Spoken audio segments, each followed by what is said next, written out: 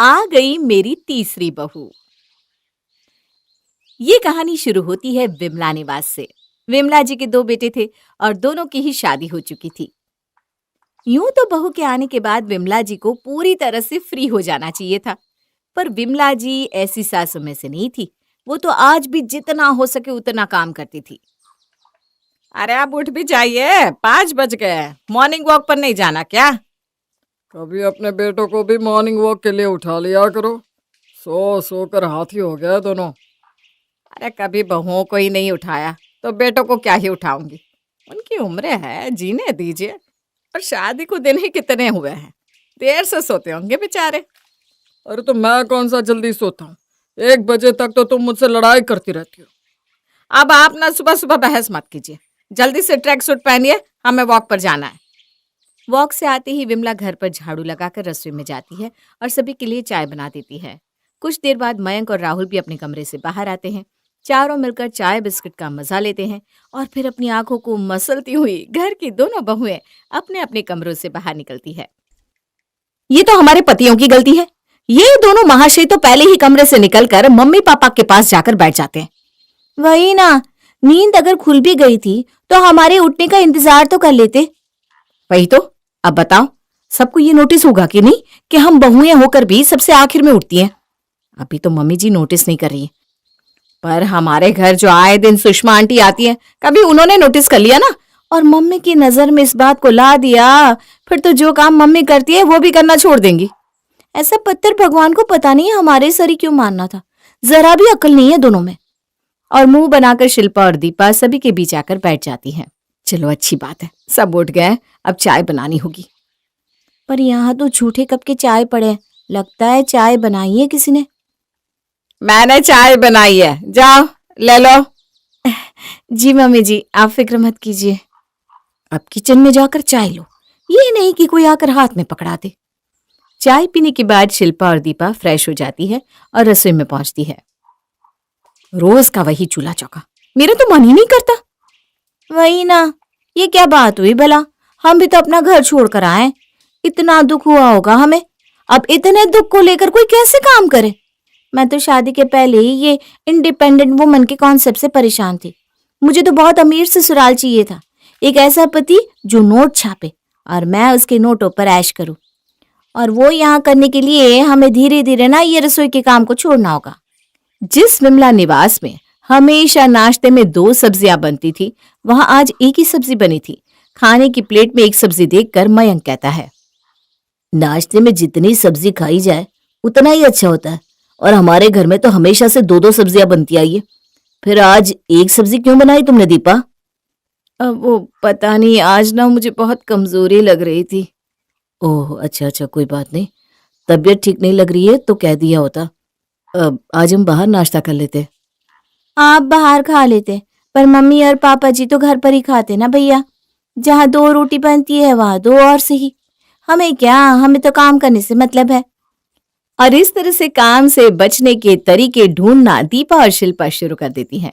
दोपहर के वक्त कपड़े धोकर जब विमला जी बाहर आती है बाथरूम से, कपड़े धो दिया है बहू, अब जाकर छत पर सुखा देना। ये सुनते ही दीपा बोल पड़ती है, सुबह का पूरा नाश्ता मुझे ही बनाना पड़ता है मम्मी जी, कुछ काम तो शिल्पा पर डालिए।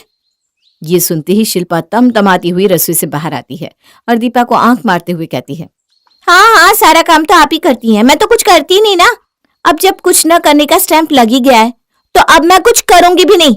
एक दिन का भी कोई उठवा कर दिखा दे मुझसे तो मेरा नाम शिल्पा नहीं। और इतनी सी बात पर दोनों इस तरह लड़ लेती हैं कि दोनों में से कोई भी खाना बनाने के लिए किचन में जाता ही नहीं, और फिर सभी की गैर मौजूदगी में दोनों आपस में बात करती हैं। कैसा दिमाग लगाया मैंने, सोचा भी था क्या तूने कैसे डायरेक्ट हमें काम से बचने का इतना अच्छा मौका मिल जाएगा। अब इस लड़ाई के बहाने हम दोनों ही कम से कम छुट्टी तो पा सकते हैं। मान गए भाभी, आपको जिठानी हो तो आप जैसी वरना ना हो। और इस तरह काम से बचने के लिए और अपने शरीर को आराम देने के लिए शिल्पा और दीपा आए दिन किसी न किसी बात पर बहस करके बैठ जाती और एक तिनका तक नहीं उठाती। पर कहते हैं ना, खाली दिमाग शैतान का घर होता है। पहला 1 हफ्ता तो बहुत ही अच्छे से बीत जाता है, पर उसके बाद घर पर खाली बैठी बैठी दीपा और शिल्पा उबने लगती है। सारी मूवीज देख ली, स्कूल तक की सारी सहेलियों से फोन पर बात भी कर लिया, पर फिर भी ना कुछ खाली खाली सा लग रहा है। अरे वही हाल तो मेरा भी है। मैं तो सोच रही हूँ क्यों ना हम किटी पार्टी ज्वाइन कर ले। इसी बहाने घर से बाहर भी रहेंगे और मन भी लगा रहेगा। जो इंसान कोई काम ना कर रहा हो वो चुगली और बेकार की बहस के अलावा और करेगा भी क्या। एक दोपहर अपनी फ्रेंड के घर से शिल्पा बड़बड़ाते हुए अपने घर लौटती है। बाप रे बाप, के जमाना आ गया है। इतनी जोश में आई हो, क्या बात हो गई? वही तो, आ तो गई। किस्मत वाले हो तुम कि तुम्हें दिन भर में अपनी बीवी की 24 बार शक्ल देखने को मिल जाती है। वरना मेरी सहेलियों का क्या बताऊं, सुबह घर से निकलती है 10 बजे और रात को 2 बजे तक नहीं आती। अरे भाई, एक ही लाइफ है, यू ओनली लिव वंस, तो जी रही है। अरे कल नैना का डायमंड सेट नहीं देखा था क्या? 70 लाख का था। अरे एक हमारे पति है। वही तो, सबकी स्टोरीज देख देख कर परेशान हो गई हूं मैं। कोई यूरोप जा रहा है, कोई सिंगापुर, और हम ये बगल के रेस्टोरेंट में नान रोटी खाकर आ जाते हैं। कभी किसी से अपनी लाइफ कंपेयर नहीं करनी चाहिए शिल्पा। जिसकी जेब में फूटी कौड़ी नहीं होती ना, वही ये ज्ञान देता है। तो ज्ञान मत दो मुझे, मैं जा रही हूँ कमरे में, और भूल कर भी ना मुझे आवाज मत देना। इतनी सी बात में इतना गुस्सा क्यों हो रही है बहू? जरा सांस ले ले। आजकल मैं देख रही हूँ जब देखो इस घर में किसी न किसी बात पर कलेश होता ही रहता है। मुझे तो इसका कारण तुम दोनों का खाली दिमाग लगता है। बेकार में अपनी ऐसी सहेलियों के साथ रहना ना बंद कर दो और किसी काम में लग जाओ। अगर घर का काम नहीं करना तो ऑफिस ज्वाइन कर लो। जैसे कि हमारे लिए ही सबने ऑफिस खोल रखा है मम्मी जी। इतना वक्त हो गया हमें पढ़ाई छोड़े, अब कहाँ कोई जवाब देगा। ये कहकर शिल्पा अपना पर्स वहीं सोफे पर छोड़कर कमरे में चली जाती है। अब आए दिन विमला निवास में या तो पार्टी होती या फिर हंगामा। एक शाम पार्टी के बाद विमला अपनी बहू के कमरे में आती है। ए भगवान, ये कमरे की क्या हालत बना रखी है बहू। मुझे तो लगा तू किटी पार्टी करके सिर्फ हॉल को गंदा कर रही है, पर तूने तो अपने कमरे की भी यही हालत कर रखी है। कौन खाना खाकर बिस्तर के नीचे ही प्लेट छोड़ देता है? और ये कपड़े, अरे भाई यहाँ क्यों है? कपबोर्ड क्यों रखा है कमरे में जब उसमें कपड़े रखने ही नहीं है? तो हद हो गई। Mummy ji, you only live once. अब उस लाइफ को मैं कपड़े समेटने में खत्म कर दूं? वाह जी वाह। बहुत हो गया। पता नहीं क्यों मैं तुम दोनों बहुओं को लाई थी जब तुम लोगों को आराम ही करना था। बहू रहने जैसा कोई काम कभी नहीं किया तुम दोनों ने। अब तो लगता है मुझे तीसरी बहू ही लानी होगी, वही निभाएगी मेरे बहू होने का फर्ज। तीसरी बहू? तीसरी बहू? तीसरी बहू? और अगली सुबह विमला ले आती है अपने घर अपनी तीसरी बहू, यानी कि घर के काम वाली लच्छो को। तो ये घर है? हाँ, अब से यही तेरा घर है, क्योंकि इस घर की बहुएं तो रसोई तक देखना नहीं चाहती। अब तुझे ही सब कुछ संभालना है लच्छो। तुझे जो ठीक लगे वही कर, कोई बीच में कुछ नहीं बोलेगा। मेरे घर की चाबियां ये रही, अब हर कमरे में आ जा सकती है, मेरे कमरे में भी। काम वाली को चाबी देने की क्या जरूरत है मम्मी जी? ये कुछ ज्यादा नहीं हो रहा? ज्यादा क्यों लग रहा है बहू? है, अगर तुझे ज्यादा लग रहा है तो इन चाबियों को तू संभाल ले। पर नहीं नहीं, यू ओनली लिव वंस। चाबियों को संभाल कर तू रखेगी तो लाइफ कैसे जी पाएगी? तो ये सब ना तू मेरी लच्छों पर छोड़ दे और तू आराम से जी बेटा। और यहाँ से विमला का गेम शुरू होता है। झाड़ू उठाकर सबसे पहले लच्छो शिल्पा के कमरे में जाती है। आयो रामा, इतना गंदा कमरा है। इस कमरे से साफ तो मेरे घर का कूड़ादान है। अरे तुझे काम करने के लिए रखा गया है ना, कि मुंह चलाने के लिए? मुंह जरा कम चला और झाड़ू मारकर निकल यहाँ से। बढ़िया ही। अरे तो मेरे को क्या फर्क पड़ रहा है? हैं? बिस्तर के नीचे और रखो झूठे बर्तन। इसमें तो पहले से मक्खी लगेली है, तुम सबको बीमार करेगी। पर तेरे को क्या फर्क पड़ रहा है? तू तो घर पर खाती च नहीं है ना, बाहर का खाती है ना। ये तो मैंने सोचा ही नहीं था दीदी। अब प्लीज इन बर्तनों को हटा दीजिए। इससे तो कुछ नहीं होगा, पर मैं जरूर मर जाऊंगा, क्योंकि मैं तो घर पर ही खाता हूँ। अब इनका हाथ हाथ नहीं है, घर मेरे हाथ में आ गया भैया। अब ना टेंशन मत लो, कुछ नहीं होने देगी मैं किसी को। घर के सारे कमरों को साफ करने के बाद लच्छो जाती है रसोई में, और उसे रसोई में पहुंचे 2 मिनट भी नहीं होते कि पूरे घर में धुआं भर जाता है। हे भगवान, इसने तो खाने के साथ साथ अवन भी उड़ा दिया। ये ऐसी तीसरी बहू लेकर आई हैं आप मम्मी जी, ये करेगी हमारे पर राज। अरे तुझे पता भी है यवन कितने का है? यवन ब्रांडेड है, ब्रांडेड। है नहीं था। वही तो, तूने था कर दिया, पूरे 35,000 रुपए का था। इसका मेटल केस दिख रही है, घर की फ्लोरिंग से मैचिंग वाला ढूंढ कर लेकर आए थे। अब कहां से मिलेगा ऐसा दूसरा ओवन? अरे पर तुझे ढूंढना क्यों है दूसरा ओवन? कौन सा तुझे रसोई में आना है? या तो रसोई में लच्छू आएगी या मैं, और हम दोनों को ना इस बारे में ज्यादा नॉलेज नहीं है, इसलिए हमें इन चीजों से फर्क ही नहीं पड़ता। अपनी सास की बात सुनकर शिल्पा चुप हो जाती है। शुरुआत में लच्छू को जरा दिक्कत तो आती है, पर वो घर का सारा काम अच्छी तरह समझ जाती है और पहले ही दिन से सब कुछ ऐसे संभाल लेती है जैसे कि वो विमला निवास में सदियों से रह रही हो। अगली सुबह जैसे ही लच्छू घर पहुंचती है, उसे जोर जोर से चिल्लाने की आवाजें सुनाई देती है। नहीं मिल रहा मुझे, राहुल कहाँ रख दिया है तुमने? अब मैं कैसे वो गाउन पहन कर जाऊंगी? आज किटी में ब्लैक गाउन पहनने का ही थीम था। अरे तुम्हारे पास वो वाला ब्लैक गाउन भी तो है ना, वो पहन लो।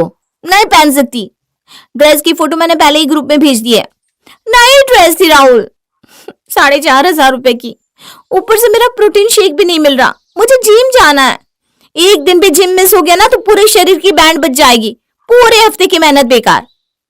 यहाँ शिल्पा की प्रॉब्लम सॉल्व होती भी नहीं कि वहां दीपा के कमरे से चिल्लाने की आवाज आती है। अरे मेरी वो रिंग कहाँ गई? इतनी मुश्किल से पैसे जोड़कर मैंने वो रिंग ली थी, अब किटी पार्टी में लोगों को क्या बताऊंगी? अरे तो मैं क्या करूं? एक तो उस रिंग के बारे में तुमने घर पर किसी को बताया नहीं था, अब मुझे क्या पता कि तुम सच में कल कोई रिंग खरीद कर लाई थी या नहीं। जब से तुम लोग घर पर बैठ गई हो, तुम लोगों का दिमाग बस कपड़े पहनने गहने पहनने में ही चलता है। अरे कभी खुद के सेल्फ डेवलपमेंट के बारे में भी सोचो। तुम्हें अंदाजा भी है कि आज की किट्टी किसके घर में होने वाली थी? अरे मिसेस अग्रवाल के घर में। अगर मैं उनके घर जाऊंगी तो समझ में आ रहा है मेरा कितना क्लोज रिलेशन बन जाएगा उनके साथ। अरे यही तरीका होता है अपने सर्कल को बढ़ाने का, इससे कहते हैं असली सेल्फ डेवलपमेंट। 2 दिन बाद, मम्मी जी कहाँ हैं आप? लच्छो कहाँ हो? ये क्या है, क्या किया तूने इस कुर्ती का? नई कुर्ती थी, मैंने धोने डाली तो तूने इस पर रंग चढ़ा दिया। अरे इस घर में कपड़े धोने डालो तो वापस क्यों नहीं आते? कल मैंने अपनी साड़ी डाली थी तो उसका सिर्फ ब्लाउज धुलकर वापस आया, साड़ी पता नहीं कहाँ चली गई। लच्छा तो भाई ऐसी ही काम करती है, जिसको दिक्कत है अपने हाथ खुद हिला ले। अरे तो अब हिला ही लेंगे, जैसी तेरी हरकतें हैं ना, तू चीजों को गायब कर रही है। ये चोरी वगैरह मैं समझ नहीं रही हूँ क्या है? देख, अब से कोई जरूरत नहीं है तुझे मेरे कमरे में आने की। घर की मालकिन ने बोला है कि सबके कमरों के अंदर घुस घुस कर मेरे को सफाई करने की है, ताकि कमरे गंदे ना रहे। और कमरों को तो आप ऐसे सड़ा गला छोड़ देती है जैसे कि नगर निगम वाले आपके कमरे से ही कचरा उठाकर ले आएंगे। मम्मी जी देखिए, मैं अपना कमरा खुद साफ कर लूंगी और अपने कपड़े खुद साफ करूंगी। कह दीजिए इसे कि मेरा कोई भी सामान ना छुए। अरे यही तो चाहती थी मैं बहू। विमला बहुत खुश हो जाती है क्योंकि आखिर वही हो रहा था जो वो चाहती थी। घर के कामों में लगने के कारण अब दीपा और शिल्पा की चिड़चिड़ाहट जरा कम होने लगी थी। उनका ध्यान घर की ओर भी आने लगा था। घर के पर्दे ठीक करते करते शिल्पा रसोई में जाती है और वहां की दीवारों की हालत देखती है। ये दीवार, ये मेरे बर्तनों की क्या हालत करती है इसने, देखिए तो दीदी। ऐसे खाना बनता है क्या इतने सालों से? हम खाना बना रहे थे, आज तक हमारी दीवारों में एक बूंद तेल नहीं लगा। और ये देख, तूने तेल के कैसे धब्बे लगा दिए दीवारों पर कि उंगली लगाओ तो तेल सबूत बाहर आ जाएगा। तुम दोनों आज रसोई में आई हो बेटा, चलो लगता है कुछ अलग होने वाला है आज। हाँ भी यही है पापा जी, इन्हें डांट लगाइए ना। अरे ना बाबा ना, इससे डांट लगाकर मुझे तेरी सास से 10 बातें सुननी है क्या? यही तो है बेचारी जो हम सबको खाना देती है, हमारे कपड़े धोती है, हमारा घर साफ करती है। हम इसे कैसे कुछ बोल सकते हैं? जब तक तुम दोनों घर संभाल रही थी, हमने कभी कुछ कहा था क्या तुम दोनों से? तो इसे कैसे बोल सकते हैं? हमारी बहू होने का फर्ज तो यही निभा रही है बेटा। सभी की बातें अब दीपा और शिल्पा को खटकने लगी थी। इस पर तड़का लगाने भगवान ने भी अच्छा इंतजाम कर रखा था। अब अगर दोस्ती का सर्कल बड़ा हो तो उसमें लड़ाइयां तो होनी ही थी। जब मिसेस अग्रवाल की किटी में शिल्पा और दीपा जाती हैं तो वहां मिसेस अग्रवाल के साथ उनकी बड़ी बुरी तरह इंसल्ट होती है। काम की न काज की, दुश्मन अनाज की। इतनी फ्री है कि जब भी किट्टी रखो ये दोनों उठ कर आ जाती हैं। अरे डेट्स के बारे में इनसे कुछ मत पूछो, दे आर ऑलवेज फ्री। जैसे आप फ्री नहीं है मिसेस अग्रवाल। मैं क्या, यहाँ पर तुम दोनों के अलावा कोई भी फ्री नहीं है। कोई अपने बच्चों को संभाल कर आता है, कोई अपनी सास को, और कोई मेरी तरह बिजनेस को। पर तुम दोनों का क्या, आराम करती हो और फालतू की गॉसिप्स। ओ गॉड, मुझे तो ऐसी औरतें बिल्कुल पसंद नहीं। इसीलिए मैं तो जल्द से जल्द इस किटी ग्रुप को छोड़ने की सोच रही हूँ। This is not my class. मुझे तो ऐसी औरतें पसंद ही नहीं जो पतियों पर डिपेंडेंट हो, एक एक रुपये के लिए किसी के आगे हाथ फैलाना पड़ता हो। अरे भाई, मैं क्यों किसी से मांगू? मेरी कोई सेल्फ रिस्पेक्ट नहीं है क्या? वैसे तुम दोनों को देखकर ही लगता है कि तुम दोनों का नहीं होगा।